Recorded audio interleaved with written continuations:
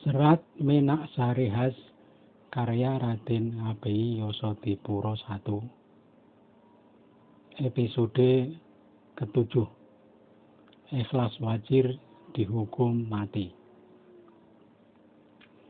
Alkisah Sri Maharaja Kobatsah pada suatu malam bermimpi. Namun ketika bangun sang raja lupa akan mimpinya. Sang raja penasaran akan mimpinya semalam. Yang dia ingat, mimpi itu sangat berkesan, tapi lupa detail ceritanya. Sang raja lalu memanggil para adipati.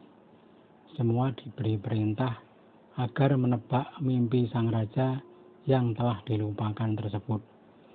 Para bupati menyerahkan hidup mati, merasa tak ada yang sanggup menebak mimpi. Patih Ikhlas Wazir lalu dipanggil menghadap. Berkata sang raja, "Wahai Patih, aku bermimpi, tapi ketika bangun lupa. Katakan, apa mimpiku? Kalau engkau tak bisa membuatku ingat kembali, tiada guna engkau menjadi patih yang membawai para punggawa dan raja taklukan. Banyak punggawa telah aku tanyai, juga para sesepuh negeri. Semua menyatakan tidak tahu. Hanya tinggal engkau seorang. Engkau harus bisa. Kalau seorang raja gelap hatinya, sudah jamak patih yang membuatnya terang." Patih Ikhlas Wazir menyerahkan hidup dan mati karena juga tidak bisa menebak apa mimpi sang raja.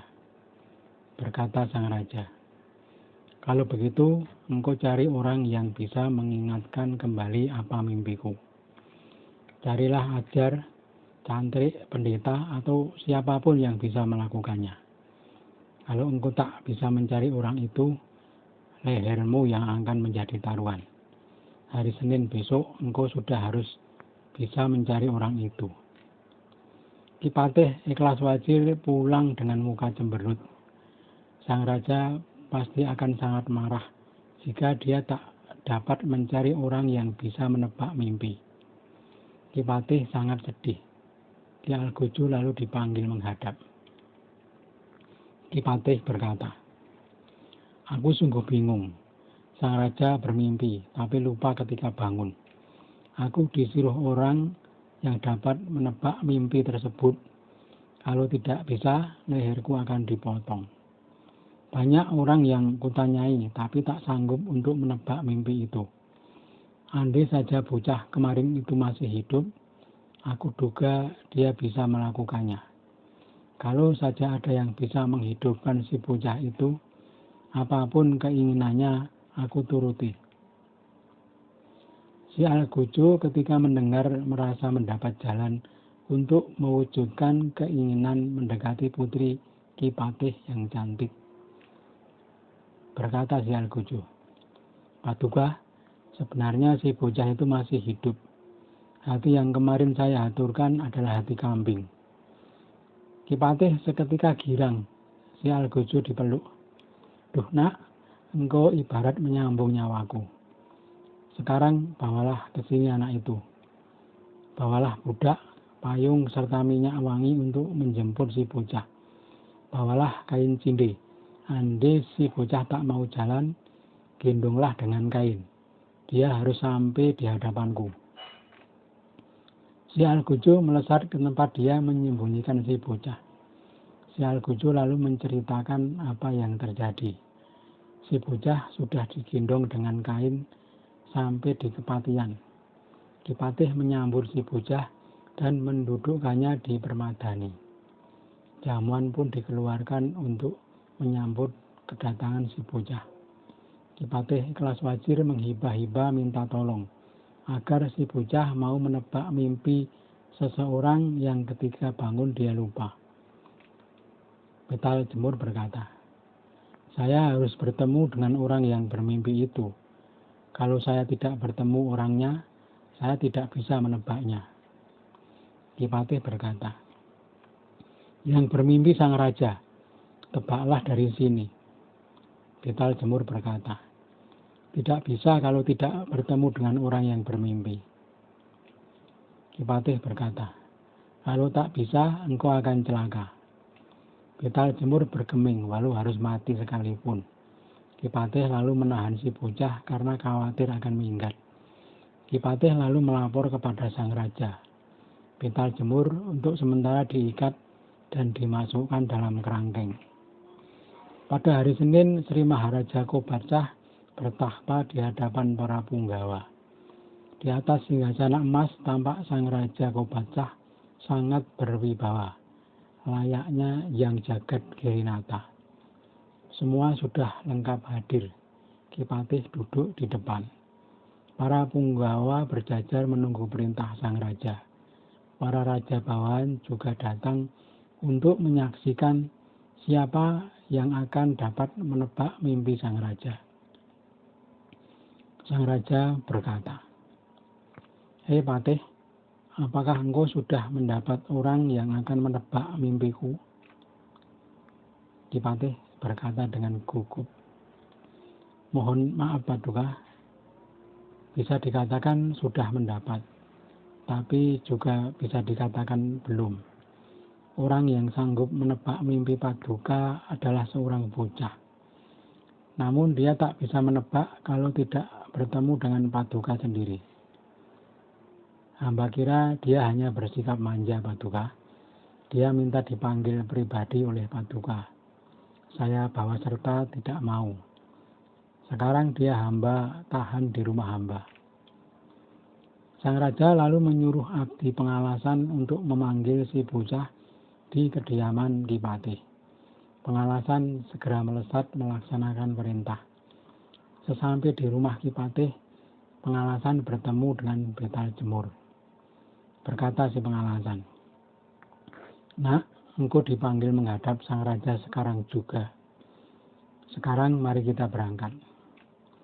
Betal Jemur berkata, "Katakan kepada sang raja, saya tidak bisa berjalan." Si pengalasan kembali menghadap sang raja dan menyampaikan perkataan si bocah.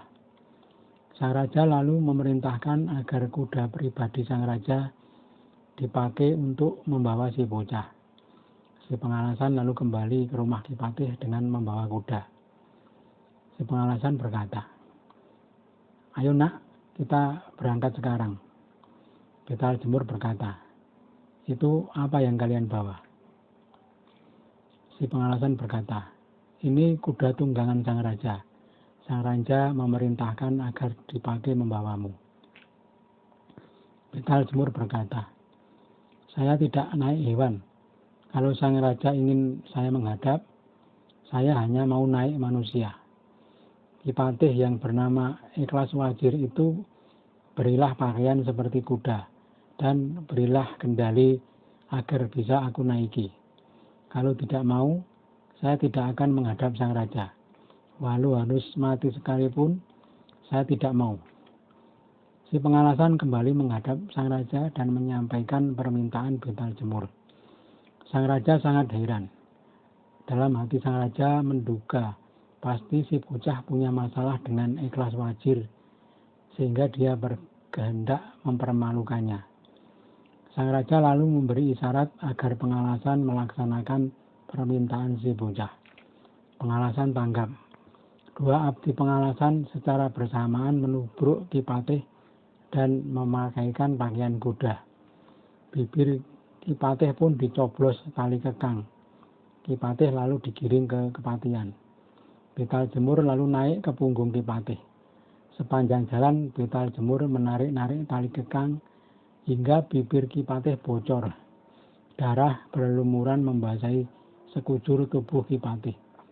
Patih Ikhlas Wajir sangat malu menjadi tontonan orang di sepanjang jalan. Sesampai di istana, Betal Jemur turun dari punggung Ki Patih dan segera menghadap sang raja. Ketika melihat kedatangan si bocah, sang raja tertegun. Tampak si bocah raut mukanya berseri seperti sinar bintang di langit. Sang raja lalu menyambut si bocah dan mendudukkannya di samping sang raja. Sang raja Kobarcah berkata, "Selamat engkau, anakku. Engkau kupanggil karena aku bermimpi, tapi lupa akan mimpiku. Sekarang engkau tebaklah mimpiku itu. Betal Jemur menyembah lalu berkata, Paduka, dalam mimpi itu Paduka sedang melihat kolak di dalam talam. Hendak Paduka santap. Tiba-tiba ada anjing hitam datang mencocok kolak dan membawanya pergi. Sang raja bersingkat, seketika teringat mimpinya, persis seperti yang dikatakan si bocah. Benar, seperti itu mimpiku, kata sang raja. Sang raja sangat kagum dengan kemampuan Betal Jemur.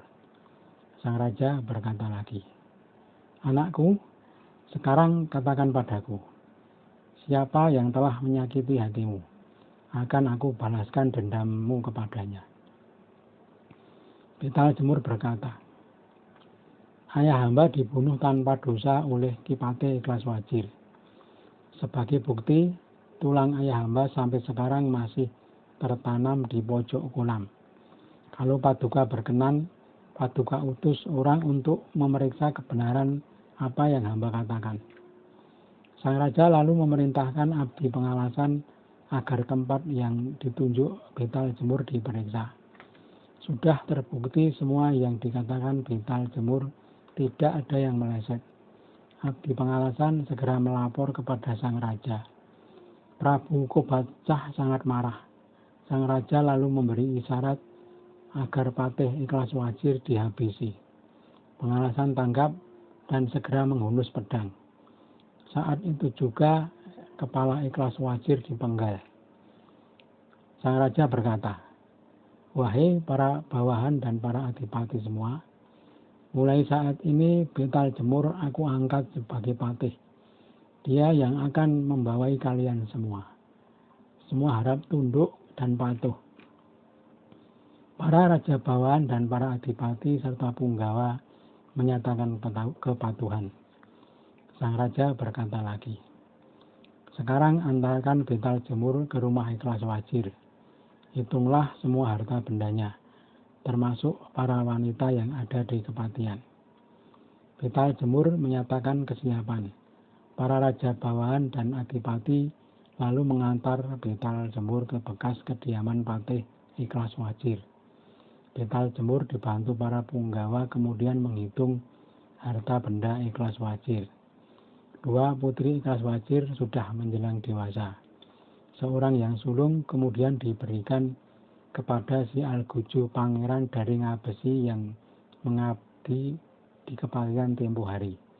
Sedang putri Iklaswajir yang muda kemudian dinikahi Betal Jemur. Lalu ada seorang istri Iklaswajir yang sedang mengandung. Si istri kemudian menjadi boyongan di istana.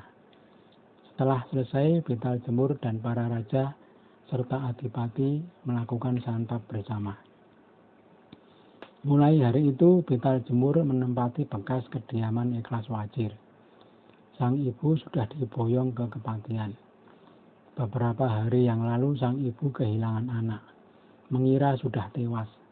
Kini sang putra sudah ketemu dan mendapat kemuliaan. Hanya satu hal yang membuat si ibu bersedih. Dia kini baru mengetahui bahwa suaminya telah tewas puluhan tahun yang lalu.